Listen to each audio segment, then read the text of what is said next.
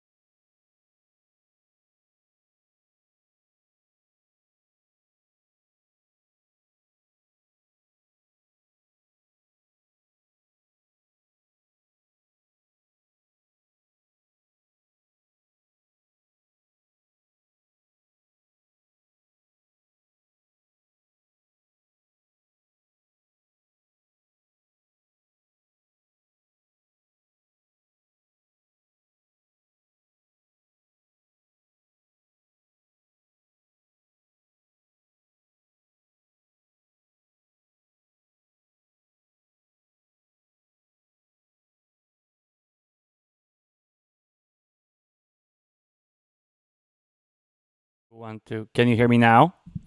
Can you hear me now? This should work. This should work.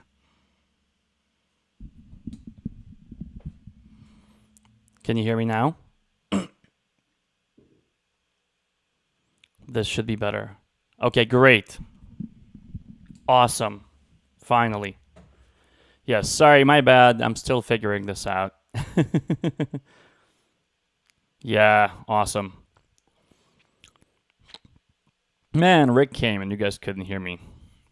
If you're here, Rick, I hope you're doing well. I haven't talked to you in a while. Thanks everyone for coming. Yay. So, I'll show you what I've been practicing lately. You know how I teach everybody on the channel how to play on chord changes? So I realized lately that I myself don't really know how to play well on chord changes, so I decided to change that. I mean, I know how to do it, but I really want to know how to do it, and that's been tricky. So here's what I've been doing. I decided I'm going to give myself full mastery over the chords of, I don't know, I just had to pick a piece with a lot of chords. So I picked Giant Steps, surprise, surprise. Anyway, I went and did this. I said I'm going to pick two patterns. I'm going to pick two playing patterns. And I'm going to practice them over each chord. So for instance, the first chord gets the first pattern. The second chord gets the second pattern. Then the third chord gets the first pattern. And the fourth chord gets the second pattern. Okay, so my first pattern is 7, 8, 3, 5. So for instance, in the key of C, it will be 7, 8, 3, 5, right? 7, 8, 3, 5. So my next pattern is 4, flat 3, 3, 5. So these two patterns. So the first chord gets the first pattern. The second chord gets the second pattern. And so on, and I alternate between the patterns. And sometimes if the chord lasts a long time, I'll actually play both patterns on that chord. So let's see, here's the harmony to Giant Steps, right?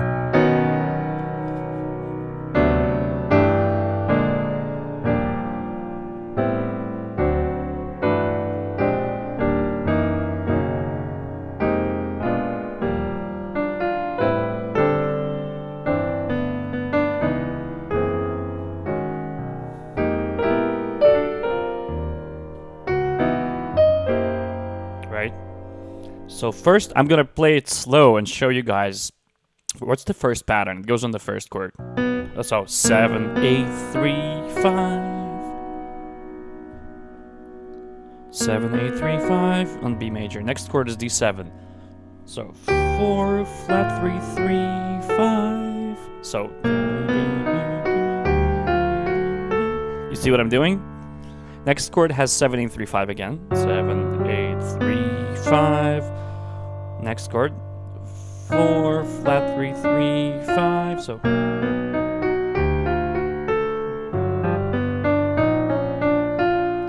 next 7, 8, 3, 5. Long chord, right? 7, 8, 3, 5, 4, flat 3, 3, 5. You see what I'm doing? I have two patterns, 7, 8, 3, 5, and 4, flat 3, 3, 5. And I alternate between the two. Every chord gets the respective ones. Like the first chord gets the respective, like the first chord gets the first pattern, second chord gets the second pattern, third chord gets the first pattern, fourth chord gets the second pattern. I alternate between patterns. And if I have a long chord, which I do throughout the song at some places, I play both patterns on the same chord, like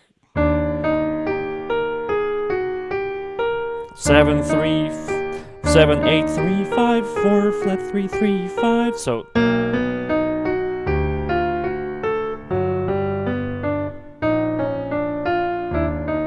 long chord, two patterns.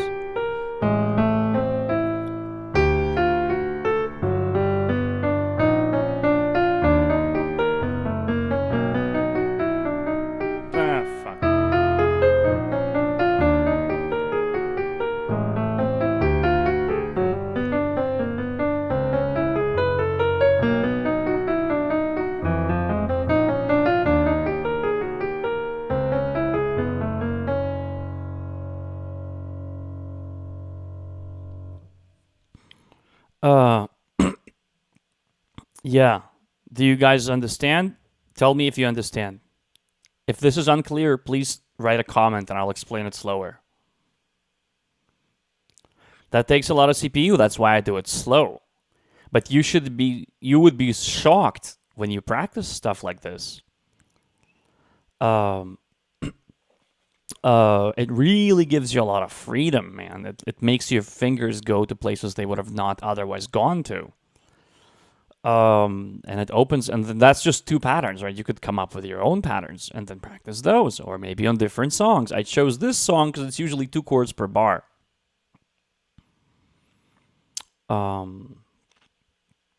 So, and I wanted there to be a lot of chords so that it's challenging.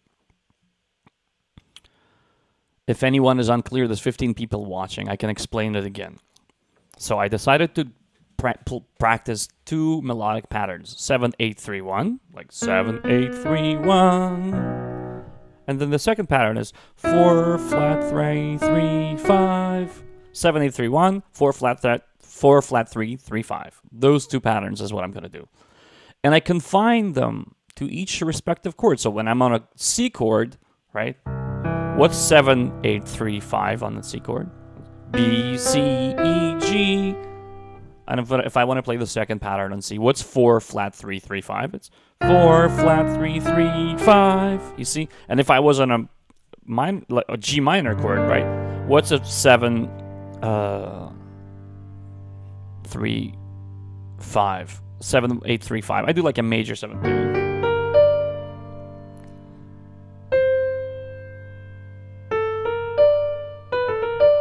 That's the second pattern. So, jazz steps. Let me try to play it slowly. Let me see. Fuck. All right.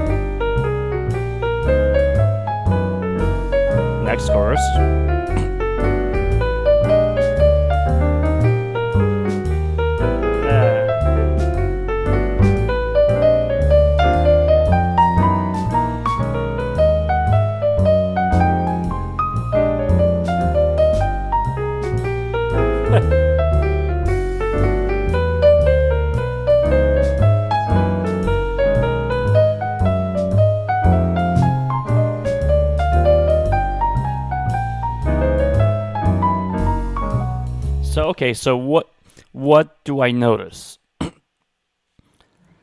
I notice that I can actually pull this off in this tempo. I notice that I can pull off playing these patterns in this tempo. Again, my pattern is 7 or major 7, 8, 3, 5. So 8, 3, 5. And the second pattern is 4, flat 3, 3, 5. So I notice that I can kind of pull it off in this tempo.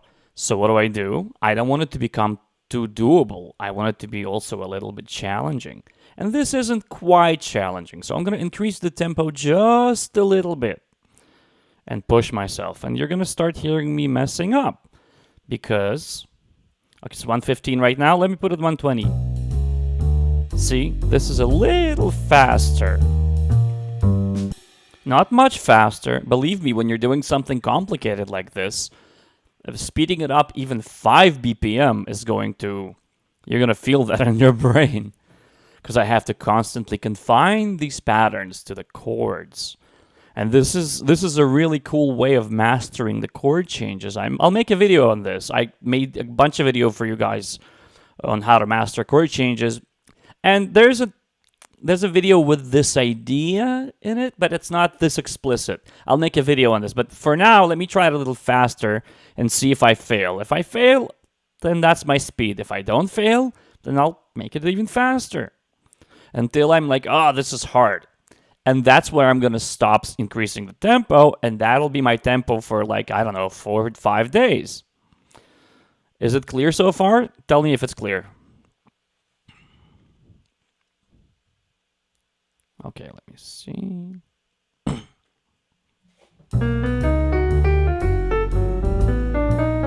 Okay, so far so good.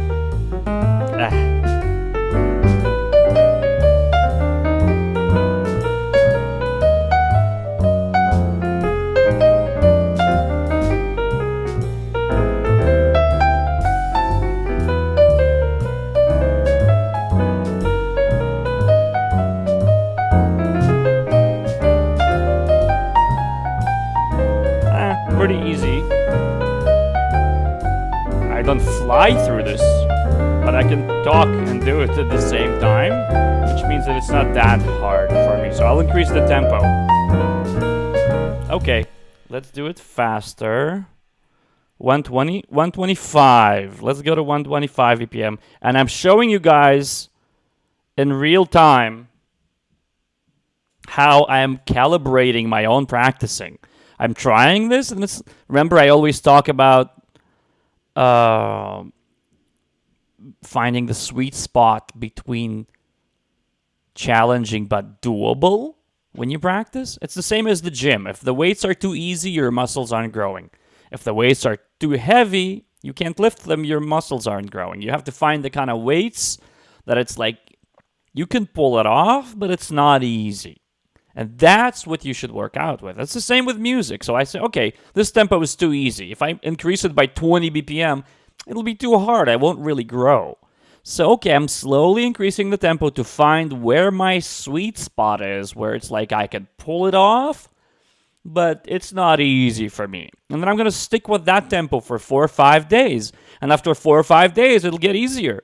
And then I'll have to increase the tempo some more because the old tempo will be too easy and I'll stop growing if I keep practicing in that old tempo. So let me try faster and see. I'm going to find my sweet spot right here with you guys in front of you. I'm going to find it.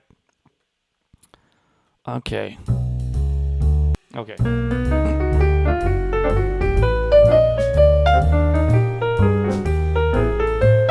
Pretty easy.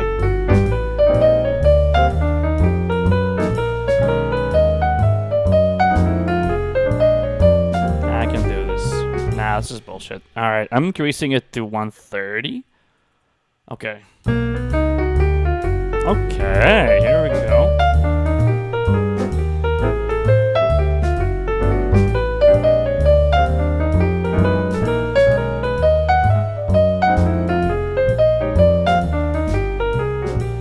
I can do this.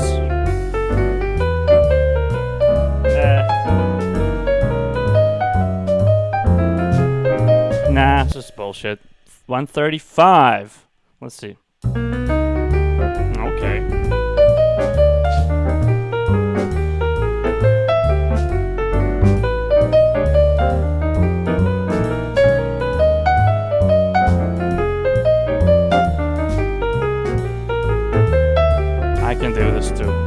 I can do this too. 140. You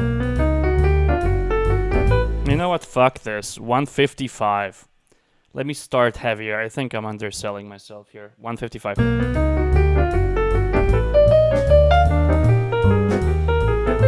Ah, yeah.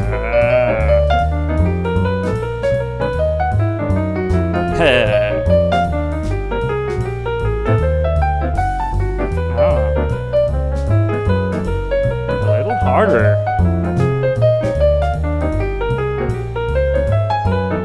A little harder. 165. Now we're talking.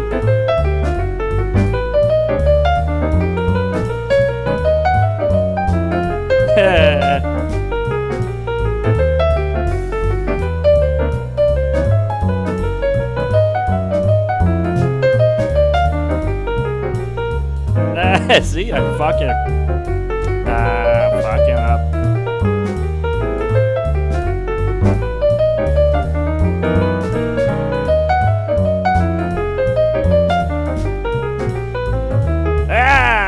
See?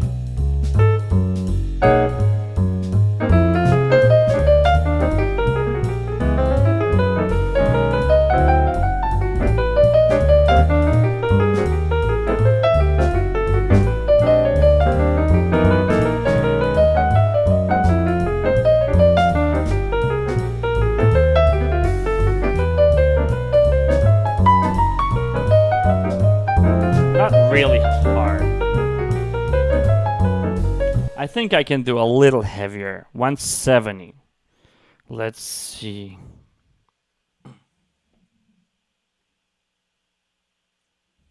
Okay. Okay. Let's try this. Let's try this. Oof. I want to push myself where I have to work, and that's when I know I'm improving, right? So I'm close. Let me try even faster.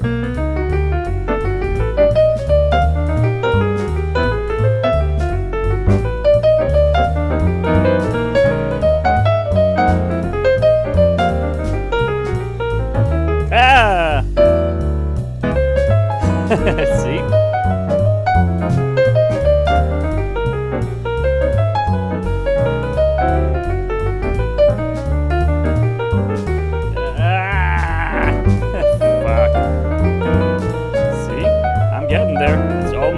Hard enough. Not quite. I can get through this fairly easily. And talk. Okay, let's try 175. I want to find the sweet spot. You see what I'm doing? I'm like, should I practice like this? Should I practice like that? No. I'm going to find the sweet spot, and I'm going to practice there. And this is how you guys should all like calibrate your practicing with everything. Otherwise, you're wasting your time. It's either too easy or too hard, both of which are a waste of time.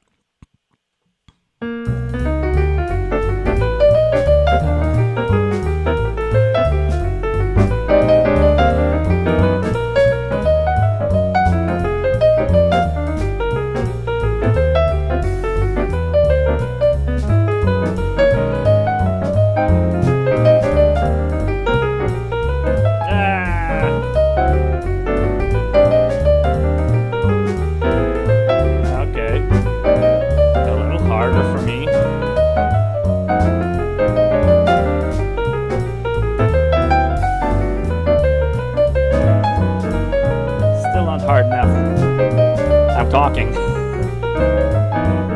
Nope. 180. Let's see if I can pull off 180. Let's see if I can pull off 180. I'm practicing two patterns for those of you who just joined us. I have a pattern that's 7-8-3-5, and I have a pattern that's 4-flat-3-3-5, and I alternate between them as the chords change. So first chord gets 7-8-3-5, second chord gets 4-flat-3-3-5, and of course the 7-8 8-3-5 of the chord you're playing and the 4-flat-3-3-5 of the next chord you're playing, right? You have to change the notes. The pattern stays the same respectively to the changing chords. And I've been increasing the tempo gradually to find where my sort of limit is, and where my limit is where I'm going to practice. I don't want to practice something that's going to be too easy because I don't want to waste my time. I don't want to practice something that's too hard either because that's also going to waste my time. So let's see.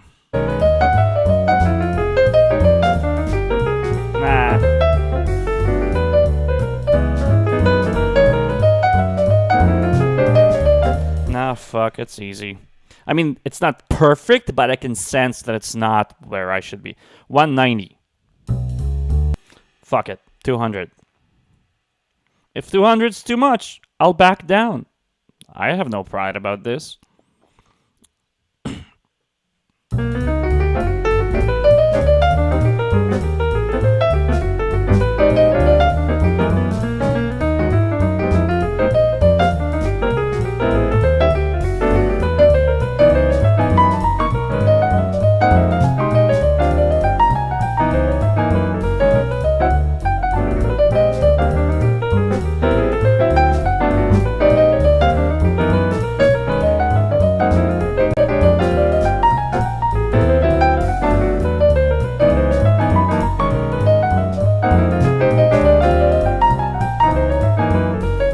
Now, this is easy still.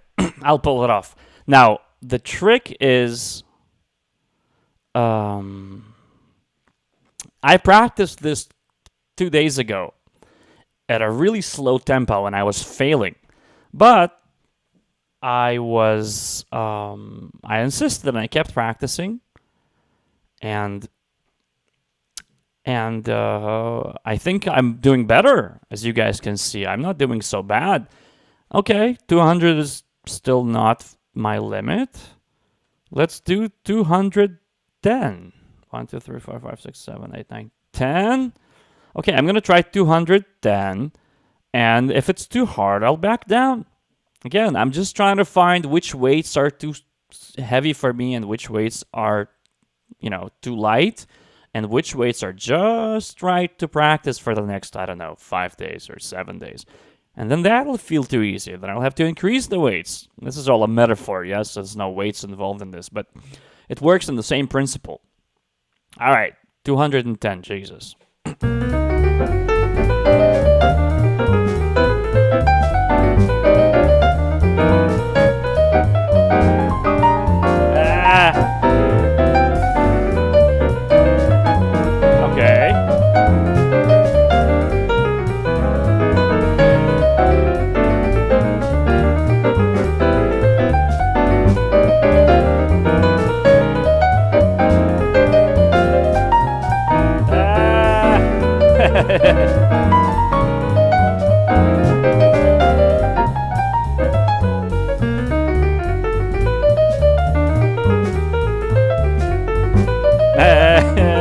Now we're talking.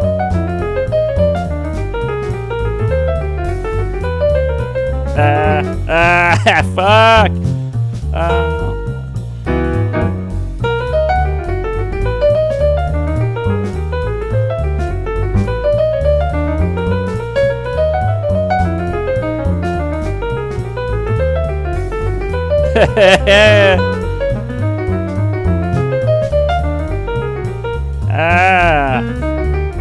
Yeah, this is it.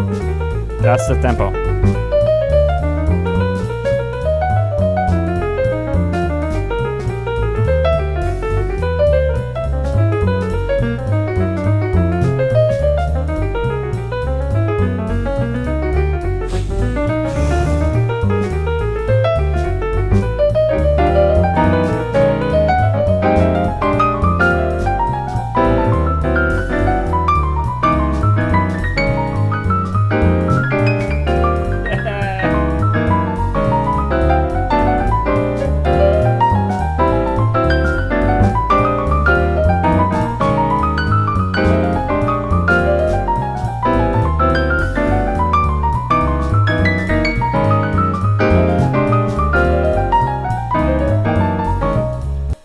Okay, so that's a good tempo. And what I'll usually do is now that I found the tempo, I'm going to push myself a little harder because I'm not messing up that much. Have I ever practiced Chopin etude in different keys? Yes. I have, long time ago. Okay, let me push this a little bit. I'm almost at my limit here. If this was 210, let's do 215 and see what that feels like. I need to start fucking up more. And that's how I'm like, okay, that's my limit. Because here I'm kind of fucking up, but not really. So, all right, let's see. Nah. It's the same. 225.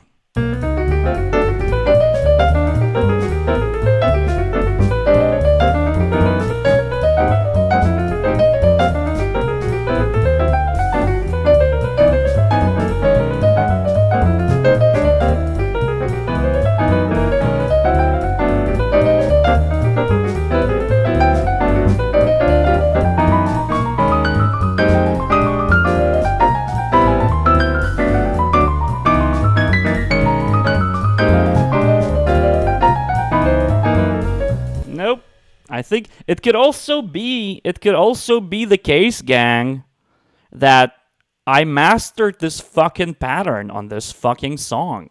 And I need to practice new patterns. If I decide playing new patterns now, and I start doing that, you're going to see me fall all over myself. I practiced this a little bit before. Hence, it's working. So, okay, let's push more. Let's push the tempo to 235. I just want to hit a wall. Like, okay.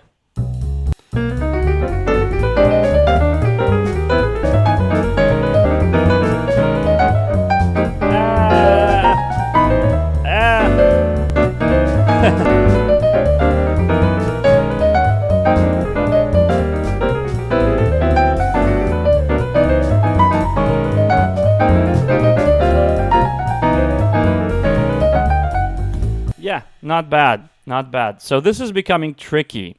You like my left hand voicings? Thank you. Yeah. Yeah, those obviously have to be brought to autopilot, right? I'm sure you can imagine, Kenneth, that I don't have the fucking time to think about that as I'm playing if I'm trying to play these patterns, right? So the left hand stuff is completely automatic for me right now. At least you should have that ability. I'm not saying to put it on autopilot. Be thoughtful about your left hand, of course. And I am in a way, but it's kind of an afterthought for me right now because a lot of it is on autopilot. I'm speeding up some more. Let's see where my ceiling is. And again, it could be that I mastered this particular exercise of these two particular patterns in this particular song. And I'll need new patterns or a new song. And that's what I'll do. Okay, I'm going to 250. Okay, shit. All right. Well, that sounds fast. Okay.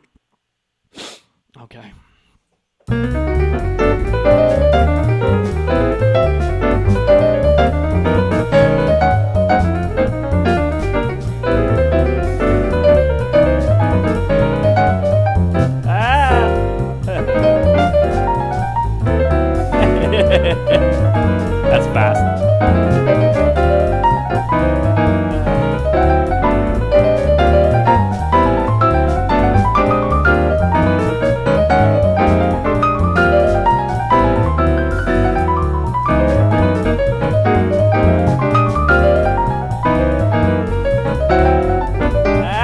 Fuck.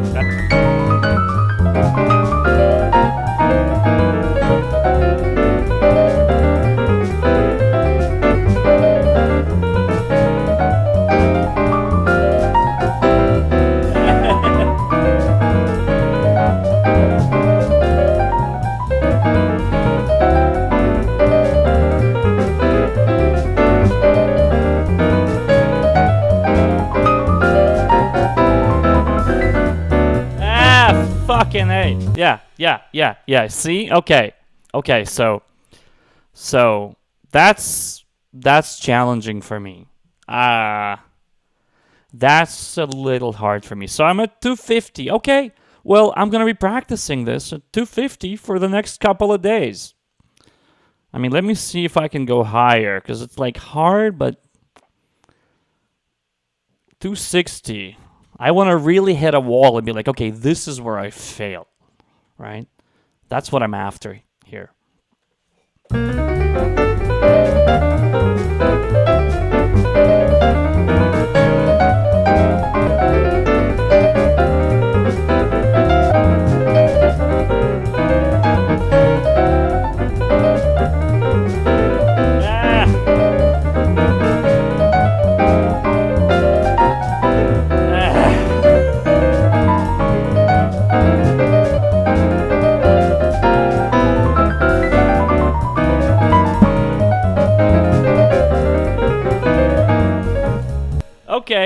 Okay. What does this show me? It shows me I can still pull it off. This is hard, and this is becoming technically challenging too, because my hands are getting tired. This is really fast tempo. Now, if I stop pushing here, I'll answer questions. I'm almost done with this segment.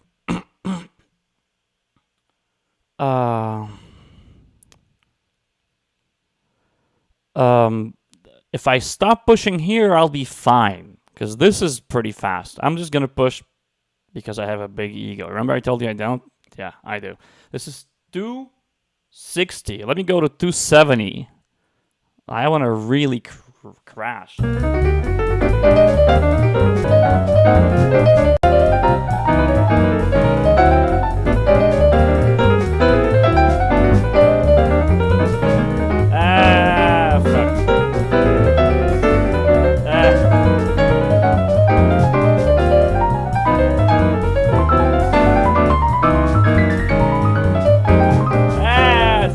That's it. That's where I stop.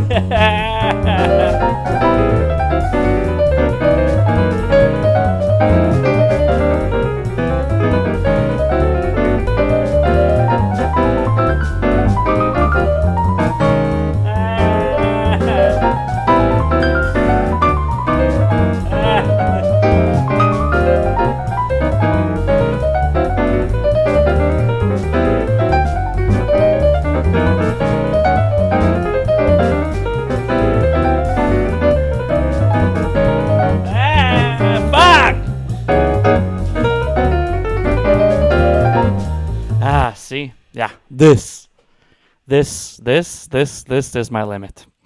You see, I couldn't get through one chorus of giant steps without messing up at least once. Okay, so I'm at friggin' 270 BPMs per minute with this particular configuration of patterns and song. Great! Like I said, if I pick different patterns or a different song, I won't be able to play half as fast as this. But because I practiced this for a couple of days before, and I decided to practice it again, I'm like, you know what? I'm going to practice it again. Let me stream about it. Let me stream and see if it could be helpful to anyone. This is exhausting. You're right. It takes a lot of CPU. But because I've been playing my whole life and practicing a lot in my life, I can, I'm like the guy who shows up to the gym with big muscles and I can lift bigger weights. But even those guys, like, there's shit they can't lift. You could see me, what I just did there. It's like, yeah, I can almost do it. Yeah. Like, that's what you just saw, right? And I lifted it, but it was really hard. And I'm like, okay, good. Maybe I'll keep this weight. Or maybe I'll take a little bit down. I think I'll take a little bit down, actually. This is 270. I'll practice at 260, 265, right? Because this is pretty challenging. Let me try to do this again at 270.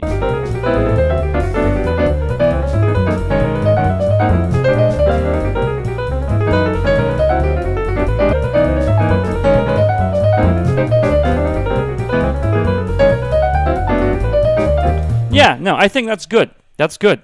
And also, the reason I did better this time is because I've been practicing this in front of you guys for the past, 25 minutes? So that's also helping me.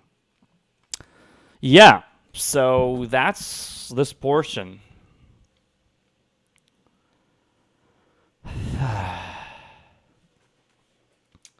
That's something you guys should all do. Pick a pattern, or not. You could pick one pattern.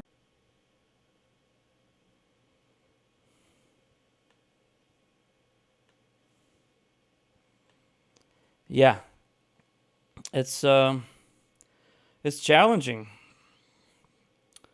but yeah. So pick a simple song, pick a simple pattern, and practice the pattern over the chord changes of that song. And then pick another pattern, practice that other one. That's what I did with these two. And then I said, okay, let me practice them alternating one after another after another. And that's what you guys heard just now, right? First, I just started doing this. Just this pattern. 7, 8, 3, 5. Then I did 4, 3, flat 3, 3, 5, 4, 3, 5, 5.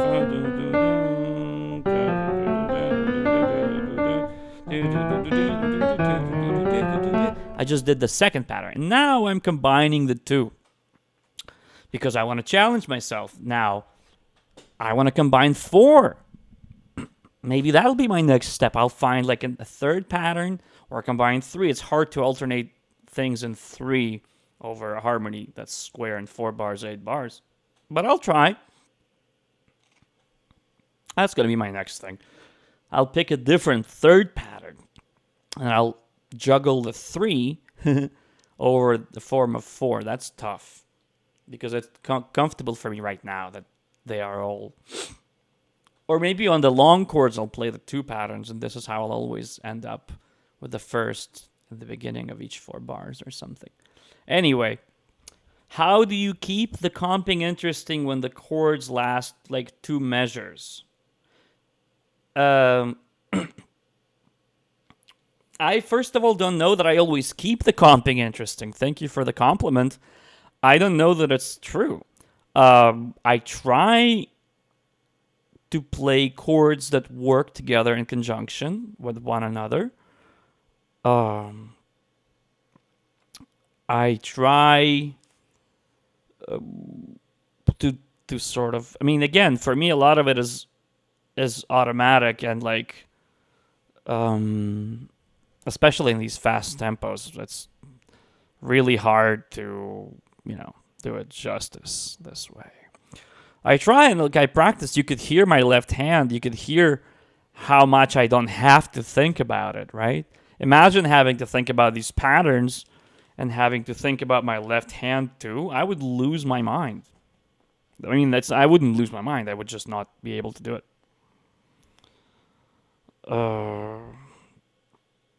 I would just not be able to do it. So, it's a lot of practice. Yeah, let's do Q&A. That was just my sort of prepared section of the video that I wanted to share with you guys. If you guys have any questions, go ahead and ask, whether about this or about something else, whatever you guys want.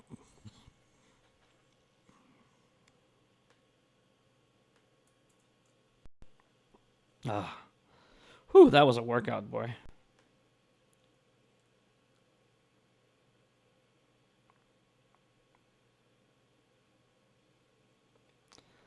What's my favorite voicing? I don't have a favorite voicing.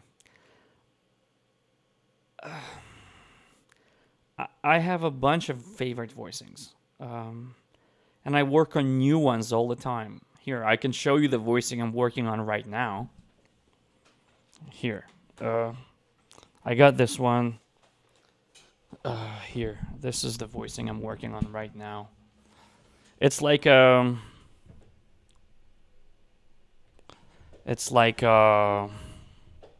almost like a minor chord voicing, but it's not really. Like 1 second.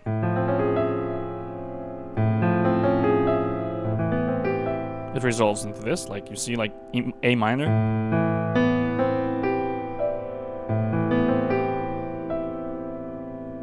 And then you take this bit and you put it half step up.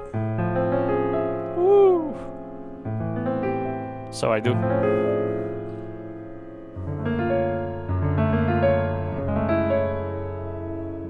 Right.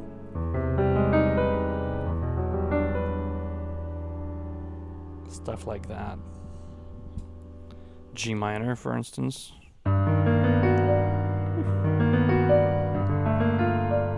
You take this, you place it half step up.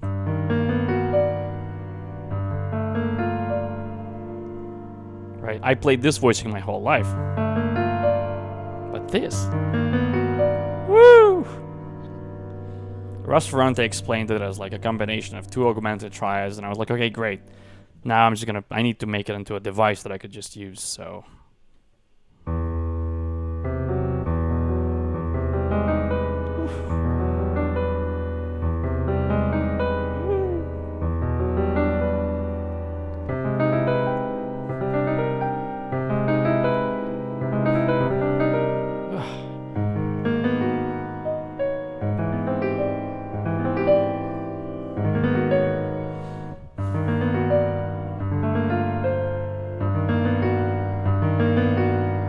And you guys have the keyboard on the screen, so you can go back to the video and slow it down.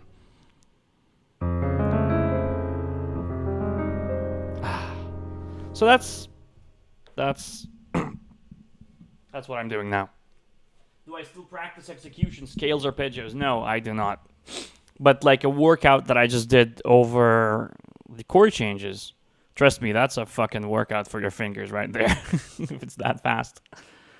How would you add rhythmic displacement to these patterns? I wouldn't. It's hard enough as it is. Trust me, like what I just did there is really, really, really, really, really, really hard to do. I just practiced it for a couple days before, so you're seeing the results of that. I would maybe take one pattern and try to play it an 8th note later every time in like a really slow tempo. Fuck, I might actually do that.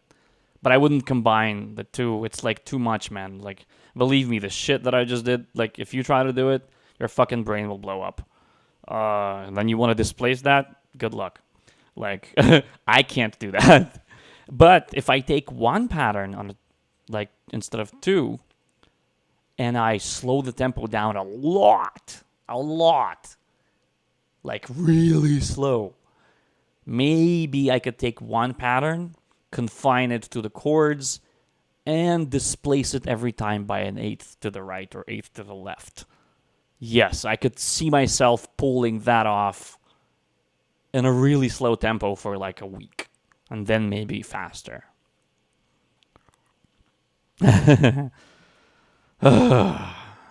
Yeah. Any more questions? Let's see. Have I done any film scoring? Yes, I have. I worked on a TV show last summer. I don't like doing it because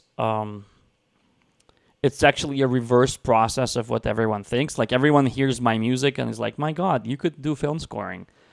No, it's like you could find a film where the music you hear would fit. Yes, that's called music placement.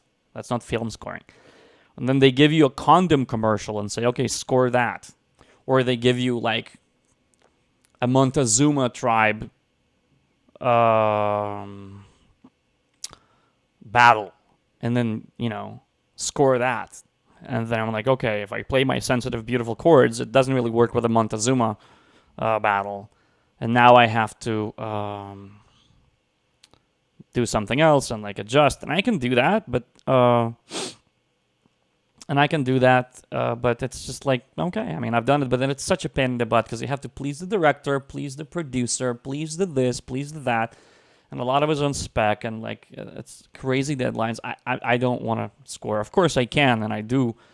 When I get the opportunity to, I do it, but I don't want to live a lifestyle of having to do that because it ends up having less and less and less and less to do with music and more to do with pleasing people and reconciling people's desires and doing a lot of work that gets thrown away and like redo this. It's like, yeah, fuck that. The TV show name, oh man, what's the name of that show? Stanley Clarke and I did it. Oh, fuck, I forgot the name of the show. I'll ask him. We did it together. Do you play any other instruments apart from keyboard? Yes, I play pretty good bass. I play pretty decent drums. Like, okay, like I could get through a gig. And I play enough guitar that I can record slowly at my house. I wouldn't get through a gig on guitar ever. But yeah, I play those three. Whew. Yeah, that was a workout for me, you guys, what you just saw me do. And that was a workout for my fingers. I can feel my fingers warming up, too, so it's not arpeggios, but what do I think of Brad Mehldau? Oh, what is there to think of Brad Mehldau? I think he's the most important jazz piano player in the past quarter century. The end. I think that... I play accordion. Sure, don't tell anyone I play accordion. Come on. What's the most demanding gig I ever did? Josh Groban, by far. By far. Josh Groban's gig was the most demanding one. You have to play classical music. You have to play pop. You know how to play parts, how to improvise, how to play B3 Hammond organ, how to sound good on Rhodes, how to play every style, how to read, how to transpose, how to rehearse a choir, how to rehearse an orchestra, how to play to a click that changes tempos every 2 fucking bars, which is a pain in the ass. You have to do all of that. That was very demanding. That was definitely the most demanding gig I've done. In terms of, like, execution. In terms of creativity and improvisation, every jazz gig is equally demanding. You have to create something new that excites you. That's really demanding. So that's almost every gig I do. If that answers your question.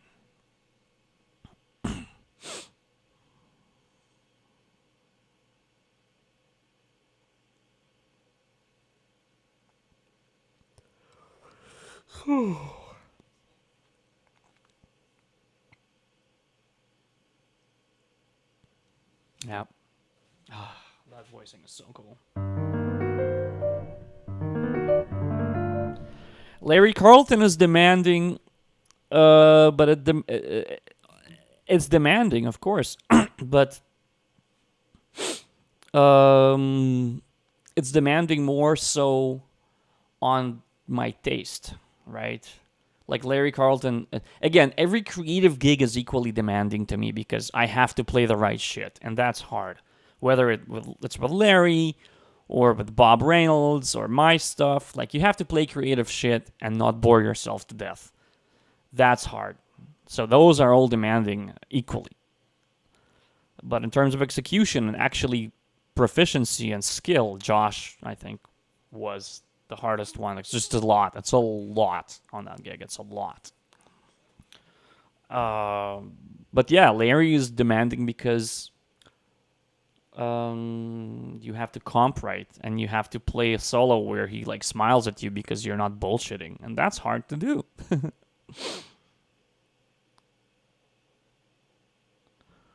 How much can you lift? Man, I have no idea. Not much. Not much at all. With these guns, come on. Look at these. I don't need to lift. They're huge.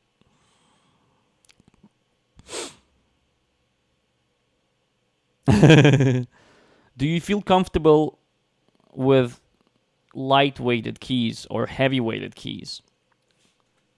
I feel more comfortable with heavy-weighted keys, obviously, because at least it's closer.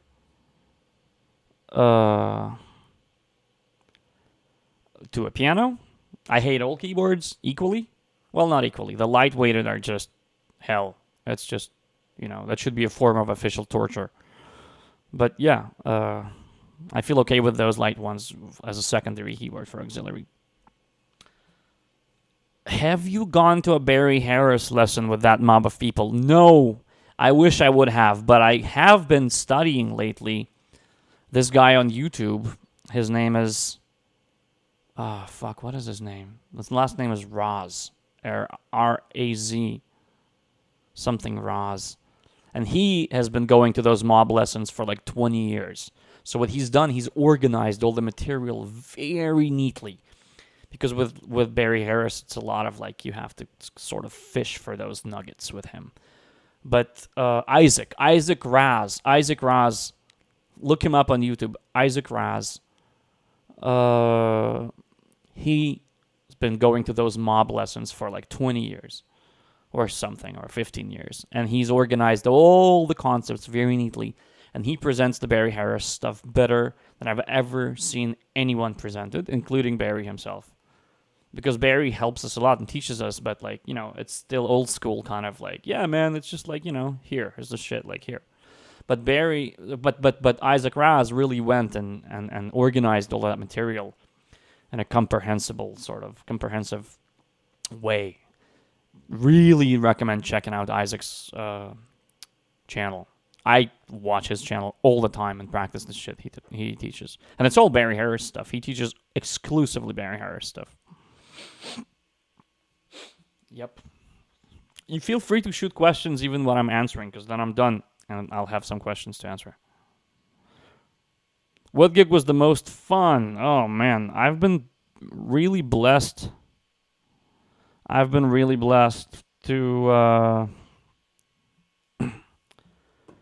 do a lot of fun gigs. The most fun? Shit, man. I don't know. I mean, each gig has its own sort of fun. When Josh and I did a duet together and it like locks perfectly and we just follow each other in front of 15,000 people, that's super fun. When I play with Bob Reynolds and we find some new way of reinterpreting an old song, that's super fun. That happens a lot. When I played with Josh and the band was just like fucking like playing like a CD like clockwork, that's fun. When I play with Larry Carlton or Stanley Clarke or Kamasi, we find some shit that's cool. And when I play a solo, when I play a solo and Larry looks around and he's heard a lot of music and he smiles like, "Hey, you young motherfucker." And I was able to, that's a lot of fun. That means I've really tapped into something. And of course I knew that before he looked at me, but then he notices it and that's awesome. But yeah, it's all,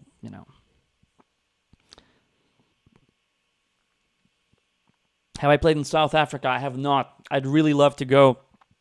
I occasionally play with an artist from South Africa named Jonathan Butler. I played on his last CD. I toured with him for a while. And it's been really great. I hope he takes me to South Africa sometimes. He's from there. I'd love to go. How am I keeping myself sane during this pandemic?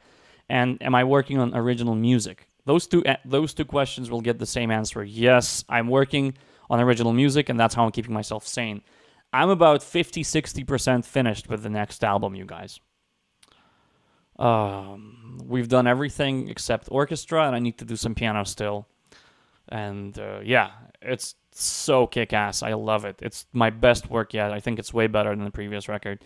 It sounds way different than the previous record. But yeah, I'm working on new music is how I'm staying sane.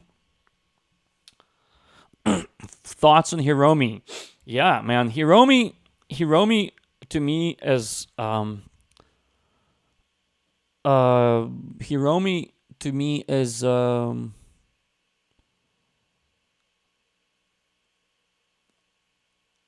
as a piano virtuoso above all. She's a piano virtuoso. Like, if you want to talk about real control of the instrument and time, like, I guess, yeah, time, definitely. You go to Hiromi. We toured a lot together with Stanley. We won a Grammy together, Hiromi and I, for the same record. And we toured that record for a year. I played Rhodes, she played piano, and then Ronald Bruner on drums, and Stanley played bass. Yeah, Hiromi is awesome. And I've heard Hiromi. My favorite Hiromi is when Hiromi. And I guess that's my favorite anyone, really. But since we're talking about Hiromi, my favorite Hiromi is when Hiromi steps out of her sort of element and she starts really like channeling music from the universe. And I've heard her do it, and it's like, fuck, so amazing. And I can say the same about me. My favorite Ruslan is when Ruslan gets out of his comfortable element and starts channeling music from the universe. Or I can say the same about any musician. But yeah, because I've played with her so much, like those, like to me, my favorite, when you catch her doing that, it's like, wow, you could really like get lost in that music. And then when she kind of just plays and does her thing, it's killer too, because she's killer. But, like with every other player, my favorite Hiromi is when she kind of... Here's the thing. Someone like Hiromi has so much control. She has so much control that I love seeing her out of control. I love seeing her kind of like, wait, what? Oh my God. Well, look, I love seeing her kind of find her way through the music. Because someone like her, she has such crazy control that I like seeing it. I like seeing her, outside of that control zone. Do you use the family of four dominant concept when improvising? Yeah, of course. Of course. Like if I play over like a C7, if I play over a C7, like of course I can always play E flat, G flat 7, A7, of course, yeah. It's in all the altered stuff. It's all the altered stuff. How many years would it take for someone to get to my level? I don't know, my man. There's a lot of things that play into it. It's not that straightforward. It depends. Age 10 to age 20 is a decade. Age 40 to age 50 is also a decade. But during that first decade, you'll learn more because your brain is young and you'll learn faster. And you'll learn slower when you're older, and I can feel that. I'm 40 now, and I can feel my brain is slowing down. It takes longer for me to ingrain some information that usually took less when I was 25, right? And so that plays a role. Talent also plays a role. It's not just about talent, and it's not just about hard work. It's about both. If someone tells you it's about one or the other, they're lying to you, or they have something to sell. There is such a thing. Just like you have a kid in 5th grade who does math problems, from 12th grade, and everyone's like, oh my God, how does he solve, those? You all had that math kid in your school. He's just amazing at math. And he's like light years beyond everyone in this class. So the same happens with sports. The same happens with music too. Talent is a very, very, very real thing. And there are levels of talent. And some have less and some have more. And then, of course, talent alone is not going to take you, all the way. You have to work really hard. Just like hard work alone also won't take you all the way. Nothing alone will take you all the way. That's, I guess. So it's not like, it's 10 years or like 13 years. Which years? From age 6 to 16 or from age 36 to 46? Those 10 years and those 10 years are not the same 10 years in terms of absorbing material. And there's also, who is it going to take this many years? To an like insanely talented person or someone who sings off pitch, who has no talent, right? So it's like your question, Samuel, presupposes a lot of other parameters that need to be unpacked before the question can be answered in any intellectually honest way.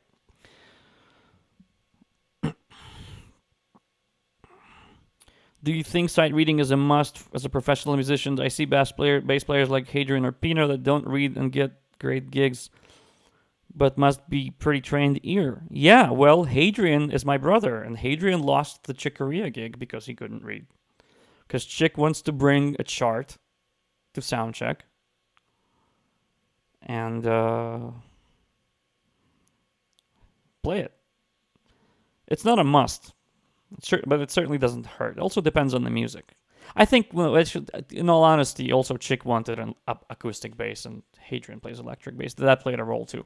But I know that Chick wants to bring once. Well, Chick is gone, but Chick would bring a chart to soundcheck and see, hey, let's play this.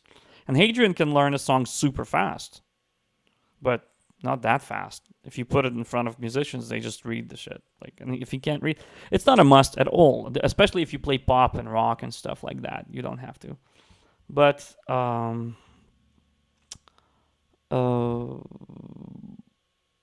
but it helps. I would have never got the Josh Groban gig if I couldn't read. And Josh Groban was a great gig. I would never get playing for films. I have a session tomorrow in Los Angeles. I'm playing on an album. Well, what do you think? They're giving me some charts. I'm reading them. It pays good money. I wouldn't get that gig if I couldn't. So is it a must? No. Pino's doing just fine without it. But it doesn't hurt. Thoughts on Eldar? Eldar is a beast. Eldar is another one of those virtuoso musicians. He's Eldar can really friggin' play, man. That dude, I got to hang out with him in 2019 a bunch because they were opening for us with Chris Bodie.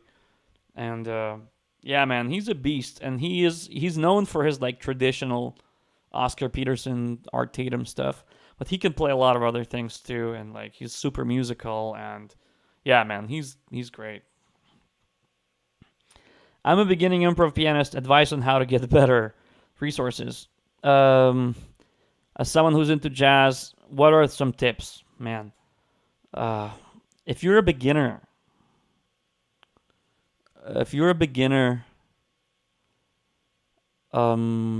take lessons.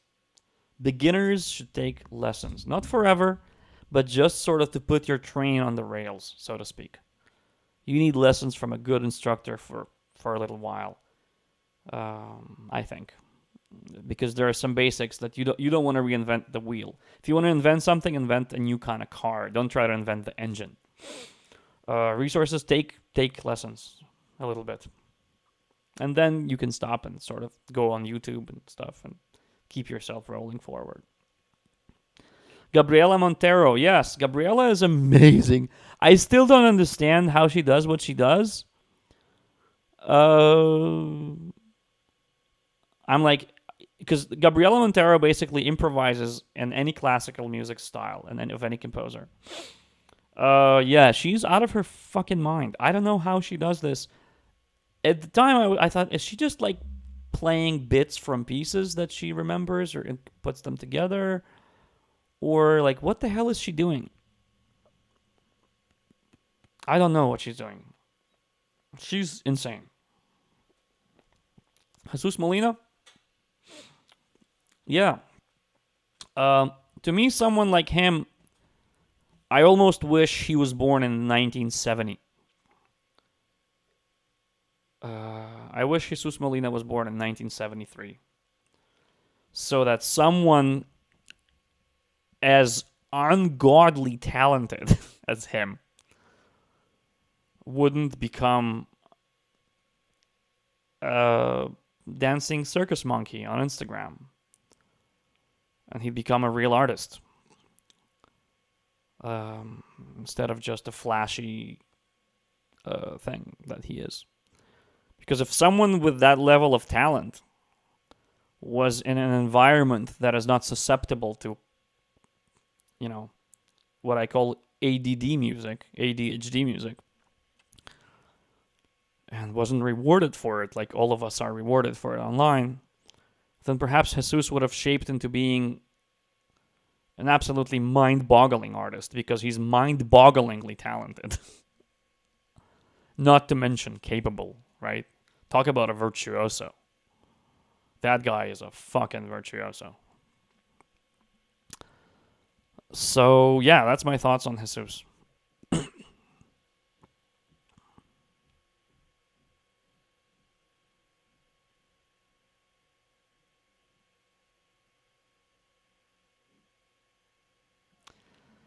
This is fun. This is fun.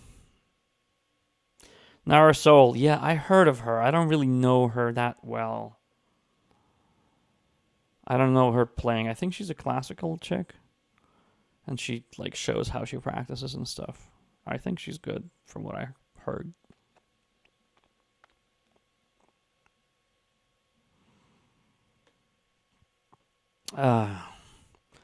Well, if you guys are done, then I'll be done, and we'll do this again sometime soon. That was awesome. If you have any more questions, ask away. If not, here we go. Have you been watching TV on public TV? I so wish I could have played with those big bands in the 30s. Yeah, I wish I would have played with them too, man. Watching jazz on public TV. Yeah, I know, Keith. I know. I hear what you're saying, man. Yeah. Thoughts on Joey Calderazzo? Joey is a bad motherfucker, man. What is there to think? There's one solo he plays where it's like I think James Genus, Jeff Tain Watts, and Brucker, and they're playing some tune. Man, Joey rips the fucking roof off of that tune.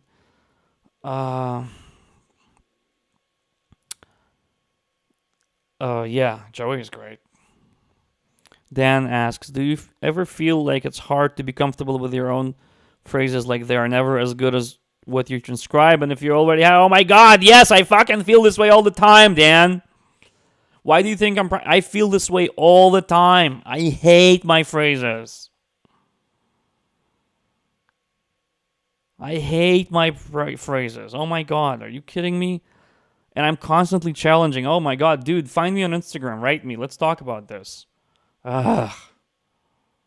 I feel this way all the time. It sucks. This is why I'm always trying to shake the dust off of my muscle memory so that my muscle memory doesn't take over my playing. That's why I did the early parts of the exercise.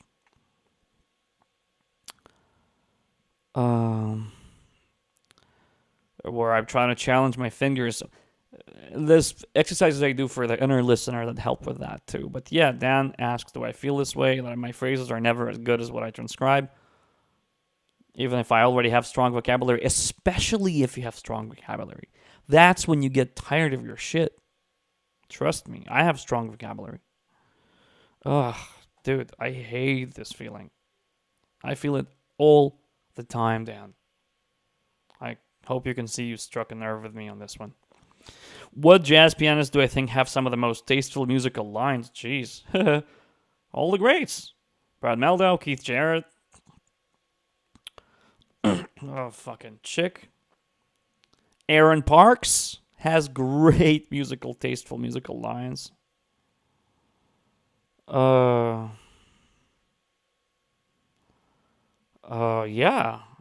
All the greats. That's why they're famous and, known.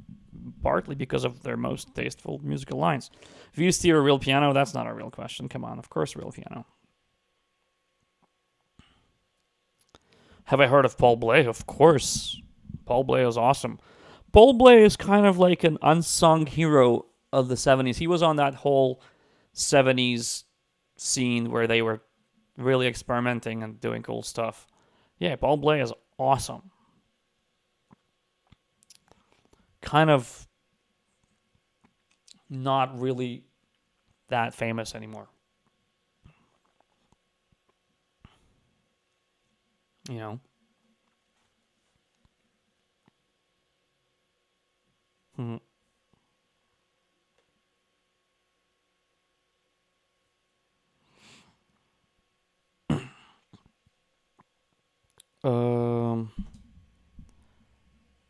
I don't know what this is. We've been doing this for over an hour, you guys. When you compose, do you write all the instruments? Well, I mean, when I compose, I usually write the melody and the harmony. And then I usually either myself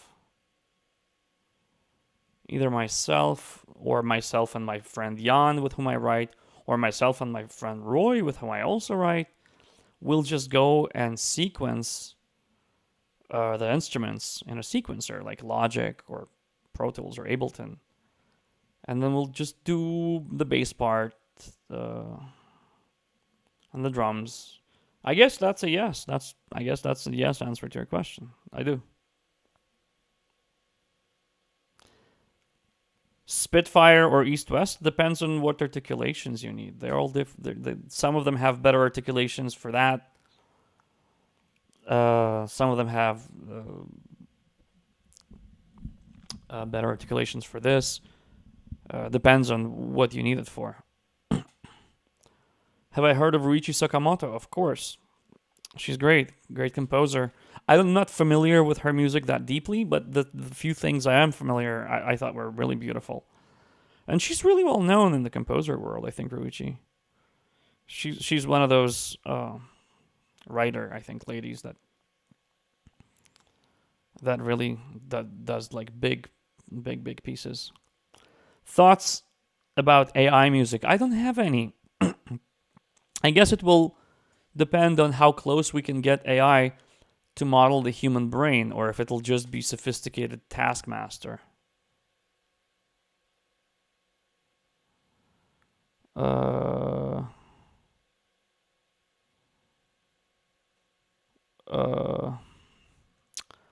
As of now, I haven't coming from AI. Oh, Ruichi Sakamoto, I always thought was a lady. I guess Ruichi Sakamoto is a man, and I'm embarrassed.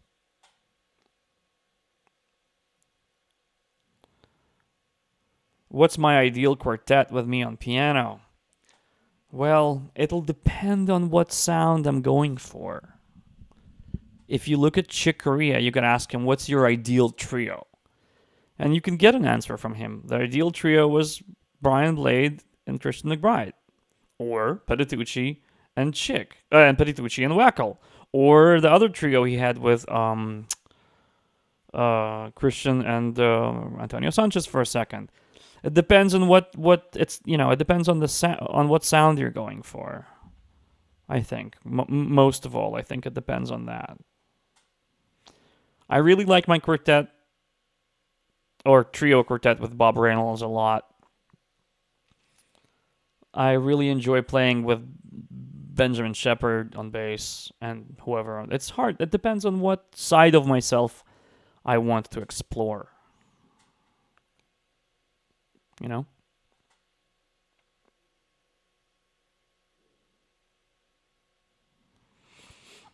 So that's my answer.